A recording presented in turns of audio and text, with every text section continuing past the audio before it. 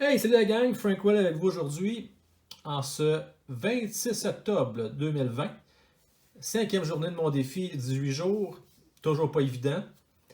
Je vous rappelle le défi c'est quoi? C'est tout simplement d'ouvrir un seul paquet par jour de ma boîte Opichi Hobby. J'en profite de vous demander dans la zone commentaire, s'il vous plaît, mentionnez-moi quel paquet, ou pas paquet, mais en fait, quelle boîte que vous aimeriez que je fasse un prochain défi. Si ça vous intéresse de voir à quoi composer différents types de boîtes, juste à me les soumettre, puis je vais faire mon gros possible pour obtenir cette boîte-là lors d'un prochain défi. Bon, ceci dit, j'avais promis hier de vous montrer mes cartes de mon deuxième break à vie. Ça a été incroyable. C'est un break tout particulier, en fait pour la modique somme de 35$. On avait une équipe qui était attribuée au hasard. Moi, j'ai eu la chance d'avoir comme équipe l'Avalanche du Colorado, pardon. Et ce que ça veut dire, ça, l'Avalanche du Colorado, ça veut dire aussi Nordique de Québec, puisque c'est la ville qui a précédé le Colorado. Alors, j'ai été très chanceux, premièrement, d'avoir cette équipe-là. C'est une des bonnes équipes parce que, bon, il y a des très bons joueurs, il y a une histoire, puis on a un petit attachement ici au Québec quand même avec les Nordiques. Alors, moi, j'étais super content. Et il y a une très bonne carte que tout le monde veut rechercher. Et oui, c'est la carte d'un certain rookie, Makar. Et voici ce que j'ai eu comme boom, mesdames et messieurs. Je vous montre ça. Alors, j'ai eu une carte de Cale Makar. Je la laisse dans le plastique parce que, là, je vous montre qu'elle est numérotée sur 100. Je laisse dans le plastique parce que je vais la revendre, cette carte-là. C'est pas qu'elle est pas belle, elle est super belle, mais à un moment donné, si on veut être un collectionneur sérieux, on va se concentrer en général sur un joueur, une équipe, ou un type de carte ou de collection. On ne va pas s'éparpiller. Mais il y en a qui le font, hein, qui vont juste avoir qui cherchent un certain type de carte, puis s'éparpillent, puis c'est bien correct aussi. Mais celle-là, je vais la vendre. Pourquoi? Parce qu'elle le vaut actuellement minimum 250$ US sur le marché. Donc, c'est sûr que je vais mettre ça en ligne. Mais juste avant, vu que je suis nouveau sur eBay, pas nouveau en tant qu'acheteur, j'ai quand même acheté plusieurs cartes jusqu'à maintenant, mais en termes de vendeur de cartes, je suis nouveau dans le domaine, donc je vais peut-être vendre des cartes moins dispendieuses au départ, me faire un nom, et ensuite de ça, vendre cette carte-là. Mais entre-temps, si vous êtes intéressé, ben, faites-moi signe dans la zone de commentaires. Alors voici la belle carte, elle est transparente clear. Bon, la deuxième que j'ai eue dans le même break, juste en partant, là, fait que si vous faites le calcul, là, 35$, une carte qui en vaut 320 à peu près canadiens, 315 canadiens. Pas pour vous dire, je suis dans mon argent immédiatement juste avec cette carte-là. Une autre carte que j'ai eue, elle est peut-être moins dispendieuse, mais quand même. C'est une carte de Joe Sakic. Canvas. Alors, elle vaut à peu près, là, c'est marqué 50 ici, là, mais je dirais actuellement à peu près 20$, 20-25$ qu'on peut avoir pour en ligne. D'ailleurs, les prix que je vous donne, moi je suis très très très conservateur. Je vais toujours vous donner le prix le moins cher qui est actuellement en vente en ligne. Je vais enlever un certain pourcentage. Je vous expliquerai dans une prochaine capsule comment je révèle mes calculs. Parce qu'on sait très bien qu'une carte peut peut-être valoir dans la théorie 50$, mais que dans la pratique, on n'arrivera jamais à la vente 50$.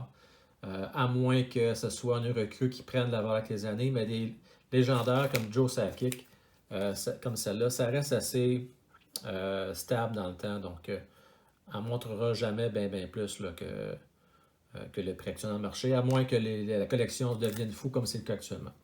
La troisième carte que j'ai eue, super belle carte de Joe Sakic, auto, donc signé, Legends de Panini. Super belle carte et il y en a là-dessus seulement 25, donc c'est la 20e de 25. On voit c'est marqué 80. Ça s'approche du prix, hein? Ça s'approche de la valeur de cette carte-là. Peut-être un peu moins, mais c'est quand même tout près, là. On peut s'attendre à avoir sûrement un 60$ là, sans aucun problème. Là.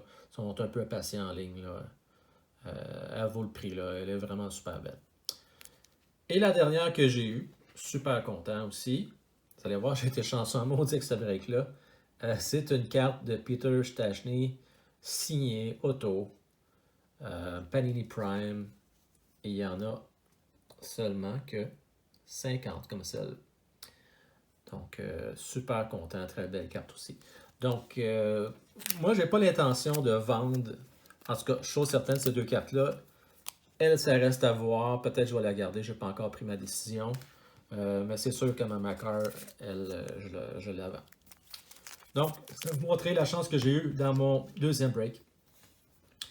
Maintenant, passons aux choses sérieuses. On ouvre le paquet, c'est pour ça, entre autres, que vous êtes ici. On va l'ouvrir. On va voir qu'est-ce qui se cache dans ce paquet-là.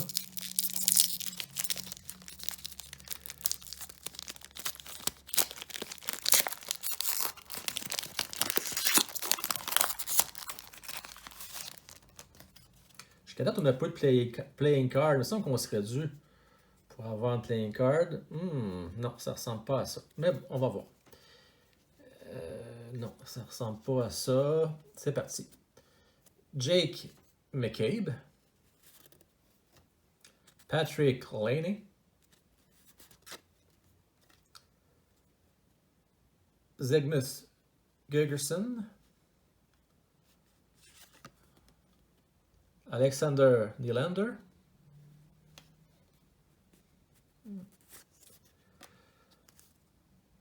Radim Simek. Alex Killorn.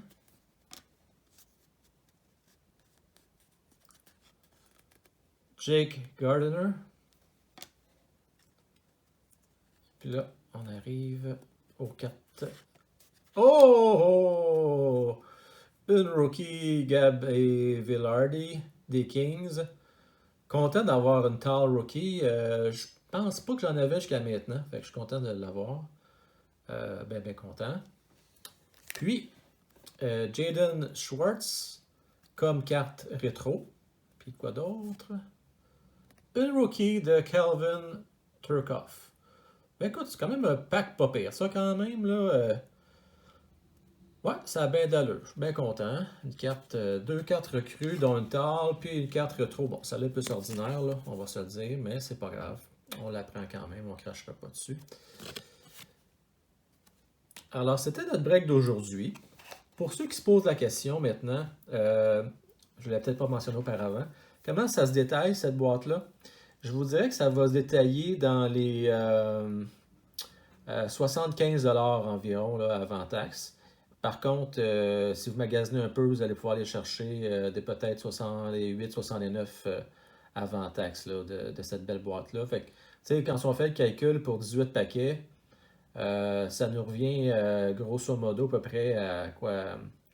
À 4 pièces et demie du paquet, ce qui est bien raisonnable là, pour la qualité de carte que tu peux aller chercher.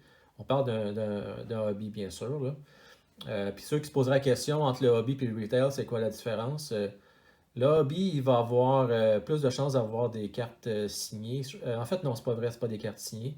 Mais c'est plus, par exemple, les playing cards que vous allez avoir qu'il n'y a pas dans les autres, entre autres. J'ai dit signé, mais je ne vais pas vous en dire d'erreur. Il n'y a pas de carte signée à ma connaissance dans le OPC Hobby. Alors, ça fait le tour pour aujourd'hui. On se revoit demain avec la prochaine série. Salut gang!